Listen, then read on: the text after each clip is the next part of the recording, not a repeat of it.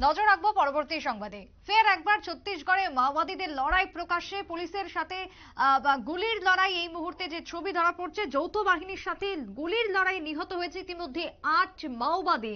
নকশালদের গুলিতে এক জওয়ানের মৃত্যুর খবরও উঠে আসছে। অন্যদিকে আহত হয়েছেন আরো 2 জওয়ান। রীতিমতো উত্তপ্ত পরিস্থিতি ছত্তিশগড়ের জঙ্গলে পুলিশের সাথে মাওবাদীদের গুলির লড়াইতে 8 জন নিহত মাওবাদী। অন্যদিকে এক জওয়ানের মৃত্যু হয়েছে বলে খবর। এছাড়াও আরো দুজন আহত হয়েছেন বলে খবর পাওয়া যাচ্ছে। কথা বলবো এক্সিকিউটিভ এডিটর নীল রয়েছে টেলিফোন লাইনে। নীল, ছত্তিশগড় জঙ্গলে মাওবাদী এবং পুলিশের সংঘর্ষ, লাঠালাঠি, গোলাগুলিতে একের পর এক প্রাণ ঝরছে। কি জানতে পারছো, হঠাৎ করে পরিস্থিতি উত্তপ্ত হওয়ার কারণ কি?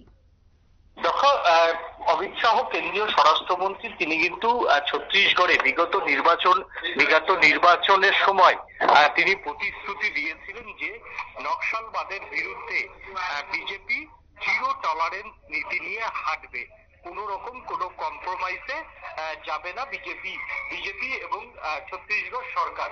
ক্ষমতায় আসার পরেই কিন্তু ছত্তিশগড়ের রাজ্যে ক্ষমতায় আসার পরেই কিন্তু দেখো প্রত্যেক দিনই মাওবাদীদের সঙ্গে পুলিশের বা যৌথ বাহিনীর সংঘর্ষ হচ্ছে। আজকেও যেটা জানা যাচ্ছে যে মাওবাদী গেরিলা এবং নিরাপত্তা বাহিনীর সংঘর্ষে আবার রক্ত ঝরল ছত্তিশগড়ের অবুঝমারের জঙ্গলে। শনিবার সকালে বস্তার ডিভিশনের নারায়ণপুর জেলায় গুলির লড়াইয়ে মৃত্যু হয়েছে নিষিদ্ধ সংগঠন সিপিআইএমএল মাওবাদীর অন্তত 8 সদস্য।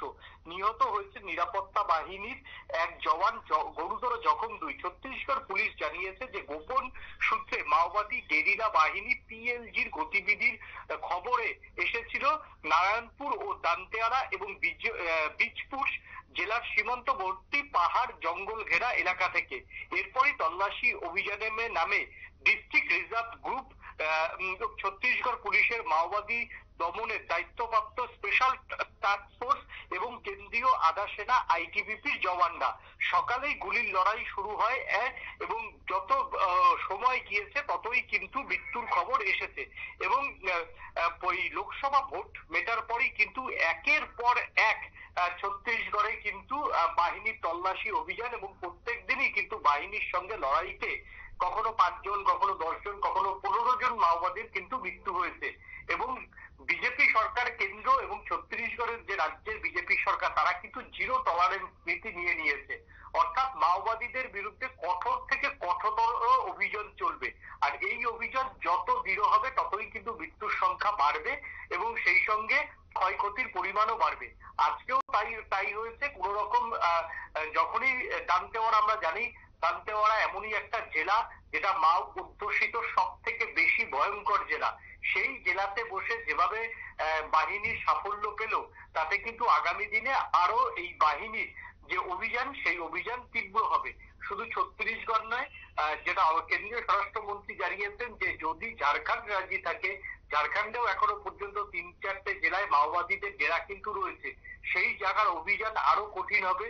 এবং উড়িষ্যার একটি জেলা, পশ্চিমবঙ্গ, ঝাড়খণ্ড এবং উড়িষ্যার যে জেলাগুলি মাওবাদীদের লাল কর্ডন বলে, সেখানে উড়িষ্যাতে এবার বিজেপি সরকার ক্ষমতায় এসে, যেটা কান্ধামাল জেলা বলা হয়, এবং অন্ধ্র থেকে একদম উড়িষ্যা পর্যন্ত এই জায়গা, অন্ধ্রতেও বিজেপি শাসিত স্টেট, সেখানেও চন্দ্রবাবু নাইডু মুখ্যমন্ত্রী। অর্থাৎ অন্ধ্র, উড়িষ্যা এবং মধ্যখানে পশ্চিমবঙ্গ বাদ দিলে, তার পাশে বিহার এবং ঝাড়খণ্ড বাদ দিলে, এবং অন্যদিকে তোমার হচ্ছে ছত্তিশগড় এবং মহারাষ্ট্র, এই যে রাজ্যগুলি, সেই রাজ্যগুলিতে কিন্তু মাওবাদীদের যে অভিযান, সেই অভিযান আরো বাড়বে। সেই অভিযান বাড়লে কিন্তু মাওবাদীদের যে খতম করার যে প্রক্রিয়া, সেই প্রক্রিয়াতে কিন্তু প্রত্যেক দিন হলে ক্ষয়ক্ষতির সংখ্যা যে বাড়বে, সে কথা বলার অপেক্ষা রাখে না। একেবারে তাই। ধন্যবাদ নীল তোমায়। অর্থাৎ মাওবাদী প্রবণ অঞ্চল এবং সেই জায়গাতে দাঁড়িয়ে আবারও জঙ্গিদের সাথে এক প্রকার বলা যায় পুলিশের গুলিগালাজ পরিলক্ষিত হচ্ছে এবং ছত্তিশগড় জঙ্গলে পুলিশের সাথে মাওবাদীদের এই লড়াই এবং সংঘর্ষকে কেন্দ্র করে যথেষ্ট উত্তপ্ত রয়েছে এই মুহূর্তে ছত্তিশগড়। ছোট্ট একটা বিরতির পর ফিরবো, সঙ্গে থাকুন।